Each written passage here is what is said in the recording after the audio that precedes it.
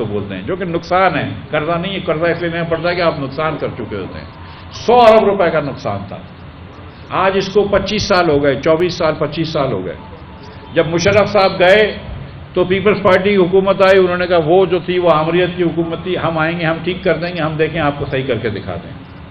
Peoples party, Musharraf صاحب 100 ارب روپے کا چھوڑ کے گئے تھے، جب پیپلز پارٹی گئی تو 500 ارب کا ہو گیا، 500 ارب کا ہو گیا۔ ہم نے کہا اچھا ٹھیک ہے۔ اس کے بعد مسلم لیگ نون کی حکومت آئی۔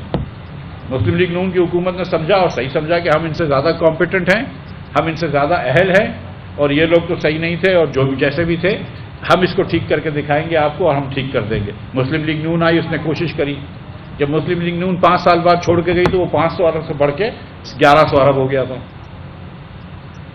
ہم چلے گئے، عمران خان صاحب آ گئے، انہوں نے کہا ظاہر ہے ہم تو زیادہ کمپیٹنٹ ہیں، ہمارے پاس 200 لوگ افلاطون کی ٹیم ہے، اور ہم تو ایمانداری کا وہ زیور پہن کے آئے ہیں۔ تو وہ انہوں نے ٹھیک کرنے کی کوشش کی، 4 سال خان صاحب نے لگائے ٹھیک کرنے کے لیے، 1100 سے بڑھ کے 2300 ہو گیا۔ اب شہباز شریف صاحب آئے، بولتے ہیں میں ٹھیک کر رہا ہوں۔ اب میں آپ کو یہ کیوں بتاؤں گا کہ 2300 سے بڑھ کے 2800 پہ ہو جائے گا، یہ آپ لوگوں کو بھی پتہ ہے۔ لیکن تو مقصد یہ ہے کہ جس طرح کام کرتے رہیں گے، اب میں آپ کو ایمانداری سے بتا رہا ہوں کہ بہت اچھے سمجھدار آدمی ہیں شہباز شریف صاحب، میں نے بہت قریب سے کام کیا ہے، اور میں آپ کو یہ بھی بتا رہا ہوں کہ جتنے حکومت میں لوگ ہوتے ہیں، تمام پارٹیز کے لوگ، وہ اچھے، زیادہ تر لوگ بہت اچھے شریف لوگ ہوتے ہیں، اور اہلیت کے اوپر بحث ہو سکتی ہے، لیکن ان کے اچھے لوگ ہوتے ہیں جو چاہتے ہیں کہ بہتری کریں۔ ایسا نہیں ہے کہ جو حکومت کے لوگ بیٹھتے ہیں تو یہ سوچتے ہیں کہ سرکولر ڈیٹ کم نہیں ہونا چاہیے، لیکن ان کو کام نہیں آتا، اور بی اسٹرکچر حکومت کا اس قسم کا غلط ہے، فاؤنڈیشن ہی غلط ہے۔ اگر ایک بلڈنگ کی فاؤنڈیشن ہی بنیاد ہی ٹیڑھی رکھی ہوئی تو سیدھی آپ کر نہیں سکتے، آپ جتنا بھی پلسٹر کر لیں آپ بلڈنگ کو سیدھا نہیں کر پائے۔ تو ہم بیسکلی جو ہے وہ مطلب ٹیڑھی بلڈنگ کو پلسٹر اور رنگ کر رہے ہیں اس امید میں کہ سیدھا کر سکیں، یہ ہو نہیں رہا ہے۔ سو یہ ایک دوسری گزارش آپ سے کرنی تھی۔ اس طرح آپ جو بھی مسئلہ اٹھا کے دیکھ لیں، آپ دیکھیں کہ پاکستان میں کوئی مسئلہ سالو نہیں کیا۔ میں آپ کو ایک اور بھی مسئلہ بتا دیتا ہوں کہ پاکستان میں تقریباً 6 کروڑ 50 لاکھ 6 کروڑ 40 لاکھ بچے ایسے ہیں جو کہ اسکول میں ہونے چاہیے، اسکول گوئنگ ایج 5 سال سے لے کر 16 سال کی عمر تک، 5 سال سے لے کے 16 سال تک کی عمر کے 6 کروڑ 50 لاکھ بچے ہیں۔ Thank you. اب یہ 6 کروڑ 50 لاکھ بچوں میں ورلڈ بینک کا اسٹیمیٹ پچھلے سال کا یہ تھا کہ 2 کروڑ 30 لاکھ بچے اسکول میں ہی نہیں ہیں، تو اب 4 کروڑ 20 لاکھ بچے رہ گئے۔ اس کے بعد اس سال اسٹیمیٹ یہ ہے کہ یہ جب سندھ میں فلڈز آئیں تو کم از کم 20 لاکھ بچے اور اسکول سے نکل گئے ہیں، تو اب آپ کے 2.5 کروڑ بچے اسکول سے نکلے، 4 کروڑ بچے اسکول میں، جس میں سے 1 کروڑ بچہ جو ہے وہ مساجد کی اسکول میں جاتا ہے یا مدارس میں جاتا ہے۔ اب ہم یہاں سب بیٹھے ہوئے ہیں، ہم یہ جانتے ہیں کہ مدارس میں جو بچے جاتے ہیں وہ اس لیے نہیں جاتے کہ ان کے والدین جو ہیں وہ کچھ زیادہ مذہبی ہیں اور وہ چاہتے ہیں کہ ان کے بچے جو ہیں وہ علماء کرام بن جائیں۔ وہ مساجد میں اس لیے جاتے ہیں کہ ان کے والدین کے پاس، مدارس میں اس لیے جاتے ہیں کہ ان کے والدین کے پاس پیسے نہیں ہوتے وہ بچے کو وہ کرنے کا، تو وہ بچوں کو بورڈنگ اینڈ لاجنگ فری ہوتی ہے، کھانا پینا اور رہنا فری ہوتا ہے، تو بچوں کو ادھر چھوڑ دیتے ہیں۔ اور پھر تو ان مدارس سے جو بچے نکلتے ہیں اور ان کا بھی کریکولم ایسا ہے کہ ان کو ہم ایسی کوئی ہنر یا اسکل نہیں دیتے عموماً مدارس میں کہ جن سے ان کو کوئی نوکری مل سکے۔ تو آپ کے 3.5 کروڑ بچے جو ہیں وہ ایسے نکل رہے ہیں کہ جن کو آپ نے اس دنیا کے لیے تیار نہیں کیا، اور باقی 3 کروڑ بچے ایسے ہیں کہ جو چلو اسکولوں میں جاتے ہیں۔ اب میں آپ کو یقین دلا سکتا ہوں کہ آپ دنیا کے بہترین معیشت دان کو بلا لیں، کسی کو بلا لیں، اگر آدھے بچے ہمارے اسکول نہیں جا رہے، آدھے بچے اسکول سے باہر ہیں، تو آپ دنیا کی کوئی معاشی پالیسی نہیں لکھ سکتے کہ جس سے ملک ترقی کر جائے اگر آپ کے آدھے بچے اسکول میں نہ ہوں، یہ ہو ہی نہیں سکتا۔ اب میں آپ کو ایک اور بات بتاتا ہوں کہ جو بچے اسکول جاتے ہیں ان میں سے 98% بچے ہوتے ہیں جو میٹرک اور انٹر کی اسٹریم میں ہوتے ہیں، جو میٹرک کر رہے ہوتے ہیں، انٹر کر رہے ہوتے ہیں، یہ کرتے نہیں ہیں۔ پاکستان میں صرف 45% بچے ہیں جو میٹرک تک پہنچتے ہیں، 10ویں تک پہنچتے ہیں، پاس نہیں کرتے، 10ویں تک پہنچتے ہیں۔ ہندوستان میں 85% بچے 10ویں پہ پہنچتے ہیں، ٹھیک ہے۔ پاکستان میں صرف جو ہے وہ پاکستان میں نیچے کرو، پاکستان میں پہلے نیچے کر لو ادھر آ کے نا، پاکستان میں 10% بچے، پاکستان میں 45% بچے جو ہیں وہ پہنچتے ہیں میٹرک تک، لیکن جو بچے اسکول میں ہیں ان میں سے 98% بچوں کا میٹرک اور انٹر کی اسٹریم میں ہوتا ہے داخلہ۔ 2% بچے ایسے ہوتے ہیں کہ جن کے والدین کے پاس تھوڑا وسائل ہوتے ہیں اور جو شہروں میں رہتے ہیں وہاں پہ انگلش اسکولیں ہوتی ہیں تو وہ او لیول اور اے لیولز کر سکتے ہیں. اور جو اگر آپ اچھی یونیورسٹیاں دیکھیں یا آغا خان یونیورسٹی میڈیکل کالج دیکھ لیں, آپ لمس دیکھ لیں, آئی بی اے دیکھ لیں, جو پاکستان کی ٹاپ 3 یونیورسٹیز ہیں, اس کے علاوہ نسٹ وغیرہ دیکھ لیں آپ, تو یہ جو اچھی یونیورسٹیاں ہیں ان کو اگر آپ دیکھیں تو اس کے اندر عموماً جو بچے ہیں وہ انٹر سے نہیں آئے ہوئے, وہ میٹرک سے نہیں آئے ہوئے, وہ او لیول اور اے لیول سے آئے ہوئے ہیں. تو جو آپ نے, اور جو اگر آپ بڑے بڑے افسران کو دیکھیں تو جو بڑی یونیلیور کمپنی ہے, بہت بڑی ملٹی نیشنل کمپنیاں ہیں, بڑے لائرس کو دیکھ لیں تو وہ جتنے بھی لوگ ہیں وہ او لیول اے لیول پڑھے ہوئے ہیں, وہ میٹرک انٹر سے نہیں آئے. تو اس کا مطلب ہے کہ 2% بچے جو ہیں ان کو تو بہت اپرچونٹیز مل رہی ہیں. آپ کابینہ میں دیکھ لیں, ان سے پوچھ لیں کہ تمہارے بچے کہاں پڑھتے ہیں تو بولتے ہیں او لیول اے لیول میں پڑھتے ہیں. ان کے بچے انگریزی اسکول میں, پرائیویٹ اسکول میں جاتے ہیں, حکومت کے اسکولوں میں نہیں جاتے. آپ اگر دیکھ لیں کہ ان سے پوچھیں کہ آپ چیف جسٹس سے اور جج سے کہ بھائی آپ نے کیا پڑھا ہے, تو او لیول اے لیول سے پڑھے ہوئے ہوں گے عموماً. تو مسئلہ یہ ہے کہ وہ 2% بچے صرف جا رہے ہیں, او لیول اے لیولس کر رہے ہیں, اور ان کے لیے تو بہت زیادہ اپرچونٹیز ہیں, بہت زیادہ مواقع ہیں. لیکن جو 98% بچے ہیں ان کے لیے مواقع نہیں ہیں, ان کے لیے اپرچونٹیز نہیں ہیں. اب یہ چیز سمجھتے ہوئے 1 منٹ کے لیے دیکھ لیں کہ 98% بچوں کے جو بچے ہیں ان کو تو آپ دے ہی نہیں رہے. وہ 98% کون سے؟ آدھے بچوں کے. آدھے بچے تو پڑھے ہوئے نہیں ہیں, جو پڑھے ہوئے ہیں اس میں سے 98% میٹرک انٹر میں اور 2% او لیول میں, اور ساری اچھی پوزیشنیں ان کو ملتی ہیں. اب آپ یہ سوچئے کہ ایوریج پہ اگر آپ 1000 بچوں کا ٹرائل کراتے ہیں کرکٹ کا تو 500-600 بچہ ایوریج پہ نکلے گا. 150 بچہ تھوڑا ایوریج سے اچھا ہوگا, 150 بچہ ایوریج سے برا ہوگا, 2-4-6 بچے میرے جیسے ہوں گے کہ بال ہی نہیں پکڑ سکتے ہوں گے. لیکن 2-4-6 بچے بہت تیز نکلیں گے, وہ گگلیاں بھی مار رہے ہوں گے, وہ اسکوائر کٹ بھی کر رہے ہوں گے, وہ باؤنسر بھی کر رہے ہوں گے, ہکس بھی کر رہے ہوں گے. لیکن وہ 1000 میں سے 2-3 بچے ہی اچھے ہوں گے نا, جو خاص ہوں گے. اب اگر پوری قوم کے ہم 6.5 کروڑ بچوں کو چانس دیں تو 6.5 کروڑ بچوں میں سے اگر آپ 1% بھی دے تو 6.5 لاکھ بچے ہیں. 2% کو بھی ہوشیار ترین بچوں کو آگے لے کے آتے ہیں تو 13 لاکھ بچے ہیں. 13 لاکھ ہوشیار ترین بچے ہیں. لیکن ان 13 لاکھ میں سے صرف آپ نے 26,000 بچوں کو چانس دیا ہے ہوشیار ترین, اور باقی جو 13,24,000 بچے ہیں وہ تو کہیں پر جو ہے وہ ماسی کا کام کر رہے ہیں, یا تو کہیں وہ وہ بیچارے تو کہیں موچی کا کام کر رہے ہیں. ان کو تو آپ نے پڑھایا لکھایا نہیں ہے, ان کو تو آپ نے چانس ہی نہیں دیا. وہ تو کسی کھیت میں بیٹھ کے آم اٹھا رہے ہیں یا گن رہے ہیں یا آلو بھر رہے ہیں. تو آپ یہ سوچیں کہ وہ ایک امریکن سائنٹسٹ تھا, انتقال ہو گیا اس کا, اس نے کہا تھا کہ مجھے اس بات سے اتنا وہ نہیں ہے کہ آئنسٹائن کا دماغ جو تھا وہ کتنا بڑا تھا. جو مجھے سوچتا ہوں وہ یہ ہے کہ کتنے لوگ آئنسٹائن جتنے ہوشیار ہوں گے لیکن اس وقت کسی کھیت کے اندر کپاس کو چن رہے ہوں گے. تو اتنے ہی ہوشیار لوگوں کو آپ نے جب تعلیم ہی نہیں دی تو وہ تو آگے کمپیٹ ہی نہیں کر سکتا. تو پاکستان کے پیچھے رہنے کی ایک وجہ یہ ہے کہ جو ہوشیار ترین بچے ہیں, وہ دنیا جو ہے نا وہ پورے پاکستان سے ہوشیار ترین, پوری دنیا اپنے ملک سے ہوشیار ترین بچے چن کے ان کو آگے لے کے آتی ہے. ہم کیا کرتے ہیں, ہم صرف بڑے لوگوں کے بچوں کو آگے لے کے آتے ہیں, تو جو ہوشیار ترین بچے ہیں وہ پیچھے رہ جاتے ہیں. تو پھر آپ کا ملک آگے نہیں بڑھے گا کیونکہ آپ کے پاس اتنے ہوشیار لوگ ہی نہیں ہیں. یہ سچی بات ہے. اب آپ اس طرح سوچیں, میں ایگزامپل یہ دیتا ہوں کہ آپ سوچ لیں کہ ہم پاکستان کرکٹ ٹیم کے اندر صرف وہی پلیئر رکھیں گے جو جنوری کے پہلے ہفتے میں پیدا ہوا, جنوری کے دوسرے ہفتے سے لے کر دسمبر کے آخری ہفتے تک پیدا ہوا ہے اس کو ہم کرکٹ ٹیم میں نہیں ڈالیں گے. لیکن جو جنوری کے پہلے ہفتے میں پیدا ہوا ہے بچہ اس کو ہم کرکٹ ٹیم میں ڈالیں گے. یہ ہے 2% بچے. 50 ہفتے ہوتے ہیں نا سال میں, 52 ہفتے, تو 2% ہفتہ, ایک ہفتہ جو ہے وہ 2% کے برابر ہے. تو 2% بچے عموماً جنوری کے پہلے ہفتے میں پیدا ہوئے ہیں. یہاں پہ بھی اگر ہم دیکھیں گے تو تقریباً 2% لوگ جو ہیں وہ جنوری کے پہلے ہفتے میں پیدا ہوئے ہوں گے. ٹھیک ہے, ایوریج پہ اس طرح ہوتا ہے. تو آپ نے یہ کہا کہ جنوری کے صرف پہلے ہفتے میں جو بچے پیدا ہوئے ہیں ہم ان کو کرکٹ کی ٹیم میں ڈالیں گے.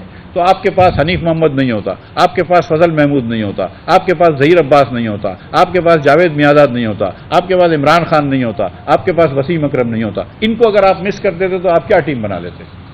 یہ اب ہم کر رہے ہیں پاکستان کے اندر کہ صرف جنوری کے پہلے ہفتے میں جو بچے ہیں وہ ہوشیار ہیں, اس میں ہوشیار نکلتے ہیں, کچھ نہ کچھ ضرور نکلتے ہیں. لیکن جو باقی 49 ہفتے 51 ہفتے جو بچے پیدا ہوتے ہیں ان کا بھی تو کوئی کام کرو نا. یہ 2-3 چیزیں کرنی تھی کہ یہ ملک ترقی نہیں کر سکتا جب تک ہم اس قسم کی غلطیاں کرتے رہیں گے. تو میں نے 10 پالیسیاں کری ہیں جس کے اندر مجھے حیرت ہوئی, اور میں بہت زیادہ وقت نہیں لوں گا لیکن تھوڑا سا وقت لوں گا اگر آپ کی اجازت ہوگی, کہ مجھ کو بڑی حیرت ہوئی کہ میں جب یہ بات کی پہلی مرتبہ تو ذرا سا لوگوں نے اس کو صحیح نہیں کرا اور اس کو انہوں نے برا لگایا. تو بہرحال وہ ان کا حق ہے اور ان کا بالکل رائے دینے کا بھی ان کا حق بھی ہے، اور میں خوش بھی ہوں کہ انہوں نے دی ہے اور میری باتوں کے اوپر بات ہوئی ہے۔ تو پہلی میں نے بات کری تھی کہ ہم کو ایک قوم کی طرح یونائٹ ہو جانا چاہیے، اور میں نہیں سمجھ رہا تھا کہ اس میں کوئی بری بات تھی، لیکن لوگوں نے کہا نہیں آپ یہ کیا بات کر رہے ہیں، یہاں پہ اتنی ساری قومیتیں بستی ہیں، اتنی سارے ایتھنک سٹیز بستی ہیں، اتنی ساری قوم بستی ہیں، تو آپ یہ نہیں کہہ سکتے کہ ہم کو ایک قوم کی طرح ہو جانا چاہیے۔ میں خدا نخواستہ یہ نہیں کہہ رہا تھا کہ جو آپ زبان بولتے ہیں یا جو آپ کی ایتھنیسٹی ہے آپ اس پہ فخر نہ کریں۔ اگر آپ پشتو بولتے ہیں تو آپ اور پشتون ہیں تو آپ اس پہ فخر کریں، اگر آپ پنجابی ہیں اور پنجابی بولتے ہیں تو اس پہ فخر کریں، اگر آپ سندھی اور سندھی بولتے ہیں تو اس پہ فخر کریں۔ میں میمن ہوں اور میں بڑا فخر ہے مجھے کہ میں میمن ہوں۔ آپ لوگ بلے مذاق اڑا لیں لیکن میں بڑا خوش ہوں میمن ہونے پہ۔ یہ شارق بھائی ہمارے دلی والے ہیں، یہ بڑے خوش ہیں۔ احمد بھائی ہمارے میمن ہیں جن کے دانت بھی بتا رہے ہیں۔ اکرم بھائی جو ہیں ہمارے، ان کا ہزارہ سے تعلق ہے۔ تو ہم سب دوست ہیں، سب بھائی ہیں، لیکن ہم یہ بات میں یہ کیوں کر رہا ہوں، ہم کو اپنی اپنی کمیونٹی سے، اپنے اپنے ایتھنکسٹی سے، اپنی اپنی محلوں سے محبت کرنی چاہیے، ضرور کرنی چاہیے، لیکن ایک پاکستان کی بات کیوں کر رہا ہوں کہ جب آپ نوکری کی بات کرتے ہیں نا تو یہاں پہ سیاستدان آپ کو آپس میں لڑا دیتے ہیں کہ دیکھو یار وہ پنجابی ہماری نوکری لے کے جا رہا ہے، دیکھو یار وہ سندھی ہماری نوکری لے کے جا رہا ہے، دیکھو وہ مہاجر ہماری نوکری لے کے جا رہا ہے، دیکھو وہ بلوچ جو ہے وہ نوکری لے رہا ہے، دیکھو وہ پشتون ہماری نوکری لے کے جا رہا ہے۔ مقصد یہ پاکستان میں نہیں ہونا چاہیے یار، اگر پنجابی بھی نوکری کر لیتا ہے یا مہاجر بھی نوکری کر لیتا ہے یا سندھی بھی نوکری کر لیتا ہے تو وہ پاکستانی ہے نا، اس کو بھی تو نوکری چاہیے نا۔ جو آدمی نوکری ڈھونڈ رہا ہے اور نوکری کر رہا ہے وہ کوئی چوری تو نہیں کر رہا، غلطی کام تو نہیں کر رہا ہے، وہ کیوں نوکری کر رہا ہے؟ کیونکہ اس کے بیوی بچے ہیں، اس کو ان کو گھر کا کھانا کھلانا ہے، تو نوکری کرنا تو اچھی بات ہے، یہ کب سے بری بات ہو گئی؟ کوشش کیا کرنی چاہیے سیاستدان کو کہ جو کتنا بڑا کیک ہے اس کو بڑا کیا جائے، کہ آپ کے پاس ملک میں زیادہ نوکریاں ہونی چاہیے، زیادہ مواقع ہونے چاہیے۔ تو وہ کہتے ہیں نا انگلش میں کہ we have to increase the size of the pie. آپ نے کیک کو تو نہیں بڑا کر رہے، اب آپ کے پاس 6 سلائس ہیں اور آپ کے پاس 4 آسامیاں یا 6 آسامیاں 10 نوکریاں، تو لوگ لڑائی کر رہے ہیں۔ او بھائی وہ تو ظاہر ہے لڑائی ہوگی، یا مذہب کے حساب سے لڑائی کر سکتے ہیں۔ دنیا میں ممالک ہوتے ہیں جن میں مذہب میں لڑائی ہوتی ہے کہ بھئی کرسچنوں کو ہو گیا، یہ ان کو ہو گیا، یہ مسلمانوں کو ہو گیا، یہ ہندوؤں کو ہو گیا۔ دنیا کے ملکوں میں ایتھنیسٹی پہ بھی لڑائی ہوتی ہے، لیکن اگر اچھا نہیں ہوگا کہ ہم سوچیں، 2 چیزیں سوچیں۔ ایک چیز کہ ہر پاکستانی کو نوکری ملنی چاہیے، ہر پاکستانی کو آمدن ہونی چاہیے، ہر پاکستانی کا گھر چلنا چاہیے، یہ بات اچھی نہیں ہوگی۔ اس سے نہیں سوچیں کہ یار وہ سندھی ہے یا پنجابی ہے یا پٹھان ہے یا مہاجر ہے، یہ نہ سوچیں اگر، تو یہ اچھا ہوگا، ایک بات۔ اور دوسری بات جو اس سے بھی زیادہ ضروری ہے کہ ہمارے معاشرے میں ہم نے یہ کر لیا ہے کہ دوسروں کو انگریزی میں بولتے ہیں ادر کر دیا، کہ یار وہ تو کوئی اور ہے، کہ وہ تو فقیر ہے یار، اس کو تو چھوڑ دو۔ بھائی ایک بچہ بھوکا ہے، بھوکا رہ رہا ہے، تو آپ کو شرم نہیں آ رہی ہے کہ بچے لوگ بھوکے ہیں پاکستان میں؟ یہ کیسے ہو سکتا ہے کہ آدھے بچوں کو آپ نے جاہل رکھ دیا اس ملک میں؟ یار آپ سوچتے نہیں ہیں، کیونکہ آپ اپنے گھر میں آپ خوش ہیں، اپنے آپ نے سوچ لیا میرا بچہ تو اچھی اسکول میں جا رہا ہے، ٹھیک ہے، میرے بچے کو میں اسکول میں ڈالوں، آپ کو اپنی تکلیف ہے، جو بھی ایڈمیشن داخلے کرا لو، اس کو فون کر دو، احمد کو فون کر دو، اکرم کو فون کر دو، کچھ نہ کچھ کر لو۔ لیکن آپ سوچیں تو صحیح کہ ایز اے پاکستانی کے آدھے بچے آپ کے ملک کے اندر جو ہے وہ اسکول نہیں جا رہے، تو اگر آپ ایز ون نیشن ہو کے سوچیں گے کہ یہ میرا پاکستانی بچہ ہے، یہ کسی اور کا بیٹا ہے لیکن میرا بچہ ہے، چاہے وہ دادو میں رہتا ہو یا کراچی میں رہتا ہو یا لاہور میں رہتا ہو یا پشاور میں رہتا ہو، وہ میرا بچہ ہے جو کہ اسکول نہیں جا رہا۔ اور پھر اگر آپ اس طرح سوچیں گے تو پھر آپ اس کے بارے میں کچھ نہ کچھ سد باب کریں گے، کیونکہ آپ اپنے بچوں کو بھی اسکول بھیجتے ہیں تو ان کے بچوں کو بھی اسکول بھیجنے کا سد باب کریں گے، اور جب یہ کر لیں گے تو وہ بھی آپ کے لیے کرے گا، تو ملک آگے بڑھے گا نا۔ وہ میں یہ کہتا ہوں نا، دیکھیں کہ نیشنلسٹ ہونا بڑی اچھی بات ہے، نیپکن کے ٹیشو منگائی، نیشنلسٹ ہونا بڑی اچھی بات ہے۔ نیشنلسٹ ہونے کا کیا مطلب ہے؟ لوگ بولتے ہیں قوم پرست جس کو بولتے ہیں، کہ قوم پرست ہے۔ قوم پرست کا مطلب کیا ہے کہ ہم نے اپنا حق مانگا اپنی قوم کے لیے، اچھی بات ہے، اس میں کوئی بری بات نہیں، اپنا حق مانگنا بڑی اچھی بات ہے۔ میں اپنے لیے حق مانگتا ہوں، اپنے ارد گرد کے لوگوں کے لیے حق مانگتا ہوں، اپنی مطلب میں چاہتا ہوں کہ میری مسجد میں مثال کے طور پہ لائٹ آئے تو اپنے محلے داروں کے لیے حق مانگ رہا ہوں۔ مگر اگر آپ دیکھیں جیسے ستار ایزی تھا کہ وہ سوچتا تھا کہ مجھ سے کمزور کا پہلے حق ہونا چاہیے، اگر کوئی لاش آتی تھی تو یہ تھوڑی سوچتا تھا کہ یار یہ کرسچن کی لاش ہے، یہ شیعہ کی لاش ہے یا یہ سنی کی لاش ہے یا یہ بلوچ کی لاش ہے، لاش تو لاش ہے، انسان تو انسان ہے نا۔ تو اگر آپ اپنے سے پہلے اپنے سے کمزور آدمی کا حق مانگنا شروع کر دیں گے تو ایسا ہوگا کہ سب سے کمزور کو اس کا حق ملے گا، اس کے بعد والے کمزور کو اس کا حق ملے گا، اور آپ کو بھی آپ کا حق مل جائے گا، کیونکہ آپ سے جو طاقتور لوگ ہیں وہ آپ کا حق مانگ رہے ہوں گے، اور آپ یہ نہیں چاہتے کہ آپ سے طاقتور لوگ آپ کا حق مانگیں، یہی چاہتے ہیں نا آپ، کہ اگر آپ تو اپنا حق مانگتے ہیں، میں اپنا حق مانگتا ہوں، لیکن اگر مجھ سے بھی زیادہ طاقتور لوگ میرا حق مانگیں گے تو زیادہ مجھے حق ملنے کا چانس ہو جائے گا۔ تو یہی کوشش کرنی چاہیے ہم کو کہ ہم کو اپنے سے کمزور کا حق مانگنا چاہیے۔ تو ان باتوں کو اگر ذہن میں رکھیں تو میرا پہلا یہ خیال ہے، اور یہ حکومت کا کام نہیں، یہ ہم سب کا کام ہے کہ ہم کو ون نیشن ہو جانا چاہیے، بالکل اپنی ایتھنیسٹی پہ پراؤڈ ہونا چاہیے، بالکل اپنی ایتھنک چیزوں کو میں ختم نہیں کر رہا، پروونشل باؤنڈریز کو ختم نہیں کر رہا، لیکن ایک قوم کی طرح سوچنا چاہیے کہ اگر خدا نہ خواستہ کسی کو، چاہے وہ چیچا وطنی ہو یا چار سدہ ہو، اگر کسی کو وہاں پہ بھی تکلیف ہے تو کراچی میں بیٹھے ہوئے لوگوں کو اس کا ادراک ہونا چاہیے، اس کا دل میں آپ کا دل دھڑکنا چاہیے اس کے ساتھ۔ یہ ہو جائے گا تو بہت فرق ہو جائے گا، میں آپ کو سچ بتا رہا ہوں کہ پاکستان جو ہے اس کے لیے بڑا فرق ہو جائے گا۔ دوسری بات میں یہ کرنا چاہ رہا ہوں کہ ہم پاکستان کے اندر دنیا میں 3 نمبر پہ آتے ہیں، 5 نمبر کی ہماری پاپولیشن ہے، 5واں